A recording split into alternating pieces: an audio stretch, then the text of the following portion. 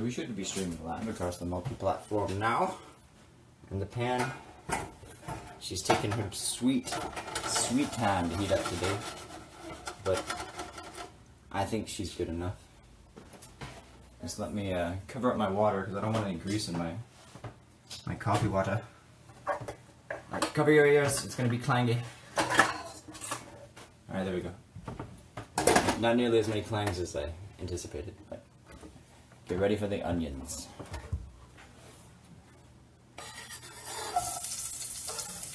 Yeah, it could have been a little hotter, certainly, but still doing pretty iron.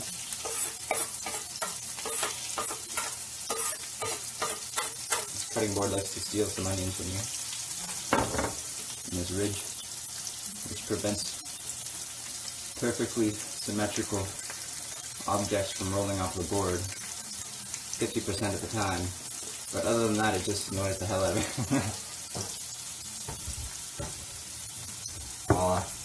And these onions smell good actually.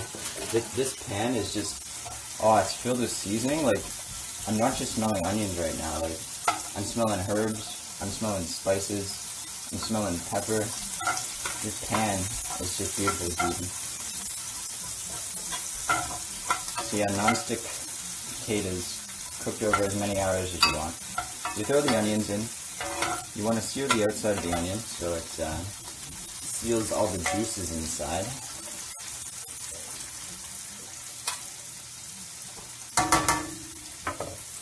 And keep it nice and juicy. Throwing the lid on there. I'm going to reduce heat to, I guess, 1/3 of its potential max. And now we're going to wash up these potatoes from PEI. I'm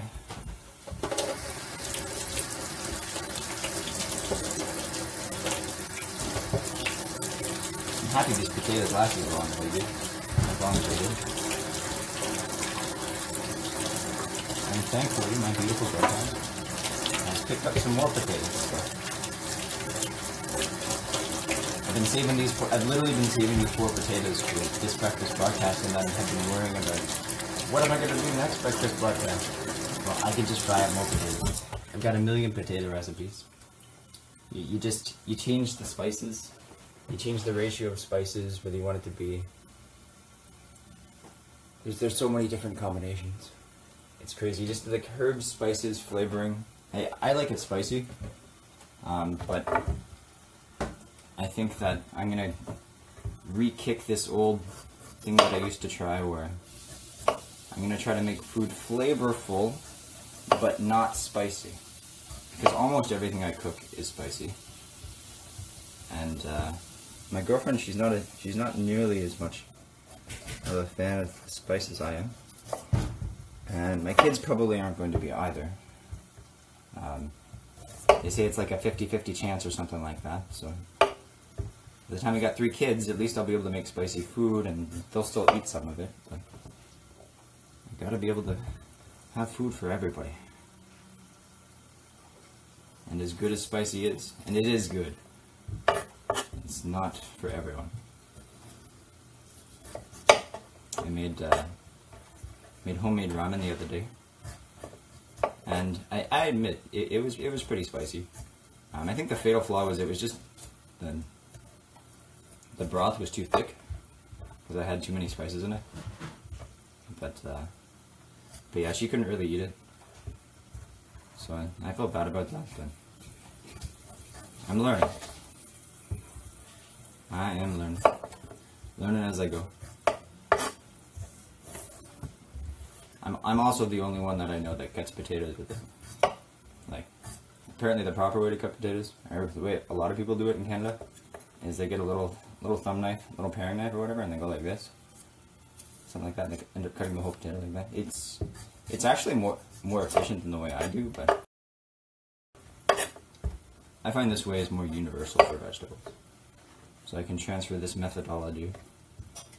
I'm not much of a thumber, and there's like when I'm not like talking and focusing on the camera as well, you can end up doing this method really fast compared to the other methods, right?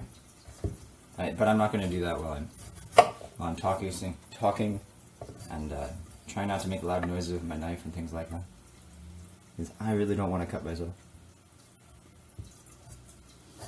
When I was a painter, this guy, he kept repeating the same thing, so now I know it really well. First you get good at something, and then you get fast at something. So always go as slow as possible and just focus on. I always try to go as slow as possible and focus on what I'm doing and try not to make mistakes.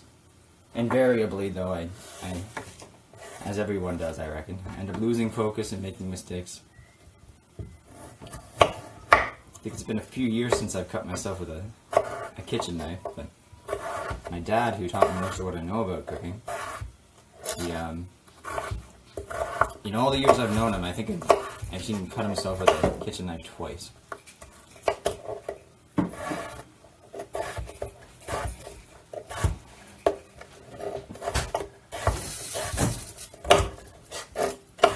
Both those times it was because I was distracted. So.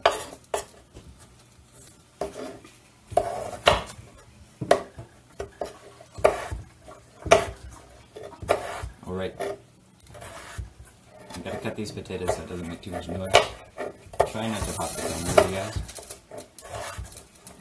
If I had a laptop, I could use my magical $25 microphone, which is actually really, really good compared to my cell phone microphone. But it's one of those days things. Yeah, the onions are coming up faster. Look at that. Look at that glory. I gotta be quick on these potatoes. Because it's heating up.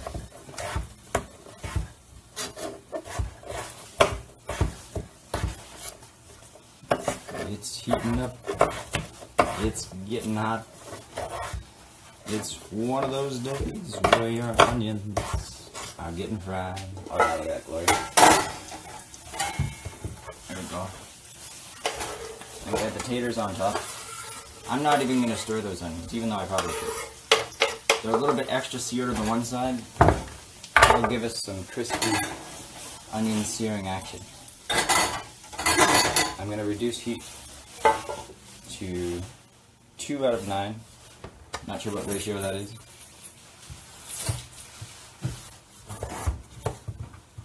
Otherwise, it'll start sticking. The real trick is just, I guess, to continuously reduce heat while maintaining moisture at all times. Because once you sear the onions, then the outside of them, it will stay solid. And then to prevent the juice from the inside of the onions from going outside of the onions, you've got to maintain moisture and pressure at all times. And then you end up with juicy onions. In this case, they're going to be a little bit crispy because I didn't stir them one last time before I threw the potatoes in. So they're going to be crispy on the one side, juicy on the inside. It's going to be fucking good. Alright, that's all the taters. Put the moisture barrier back on there.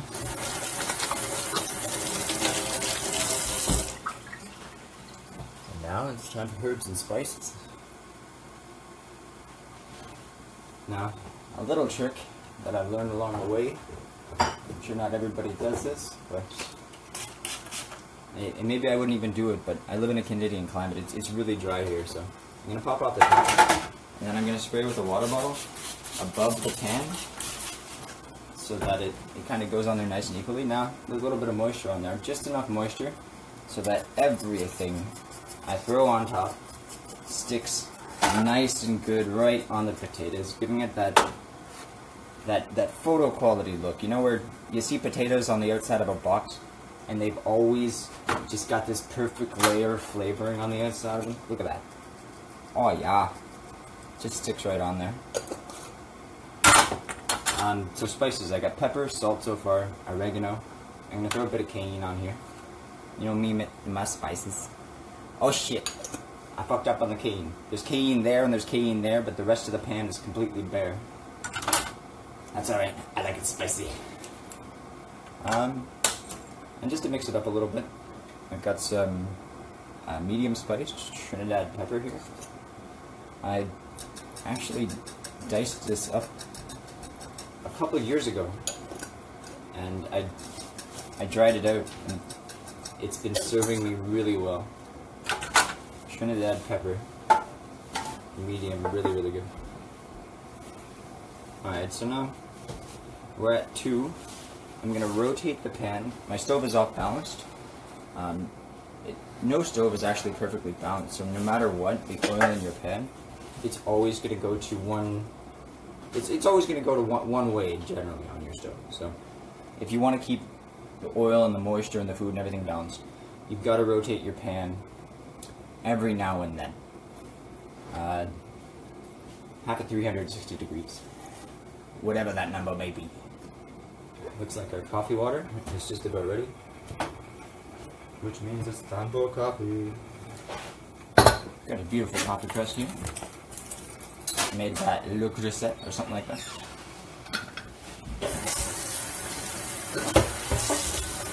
I'm going to do it from the dark roast this afternoon. I already had a pot of dark roast this morning. I'll bet a pot of pot. And I want to over caffeine myself.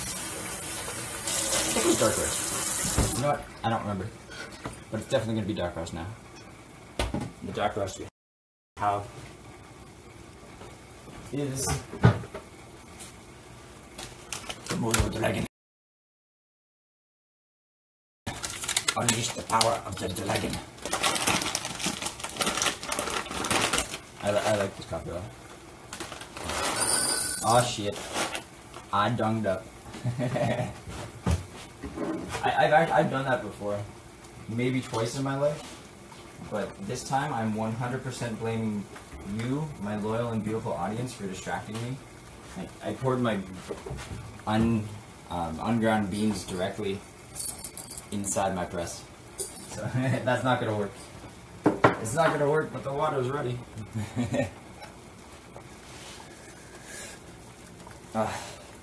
Well, these potatoes, they're gonna take a few hours. So, in the meantime, thank you for joining me for the Breakfast Broadcast, and I will see you all again next time, uncomfortably closely, on the Breakfast Broadcast. Peace out.